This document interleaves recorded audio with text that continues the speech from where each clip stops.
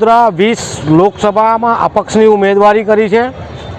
અમારું નિશાન છે ગેસનો સિલિન્ડર ક્રમાંક નંબર 8। આજે વડોદરા શહેરના લહેરીપુરા મંગળ બજાર તમામ વિસ્તારોમાં પત્રિકા વિતરણ અમે કરી રહ્યા છે। લોકો સુધી મેસેજ આપી રહ્યા છે કે અમારો નિશાન સિલિન્ડર છે ક્રમાંક નંબર 8 છે। સાથે છેલ્લા 35 વર્ષ સુધી જે કામ કર્યા છે એ કામો પણ અમે જણાવી રહ્યા છે। જે કામો કર્યા છે હજુ પણ અમે કામો કરતા રહીશું।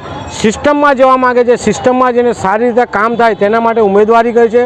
વધુમાં વધુ મત મળે તેવા અમારા પ્રયાસ છે। વડોદરા લોકસભાના તમામ મતદારોને વિનંતી છે કે વધુમાં વધુ મતદાન ગેસના સિલિન્ડર ક્રમાંક 8 પર કરે।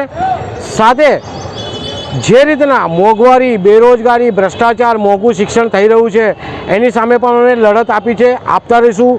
વડોદરા શહેર સંસ્કારી નગરી, મચ્છર નગરી, વડોદરા શહેર ખડોદરા બની ગયું છે।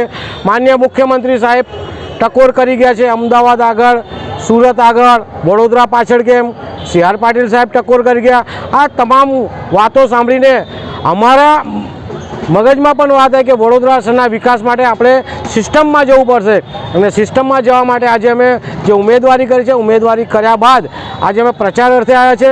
સાથે વડોદરા શહેરના લારી ગલ્લા પથારા તેમજ જે આવાસ યોજનાઓ છે, સાથે અન્ય જે પણ મુસીબતો છે, રોડની હોય, પાણીની હોય, ડ્રેનેજની હોય, તમામ માટે લડતા રહીશું।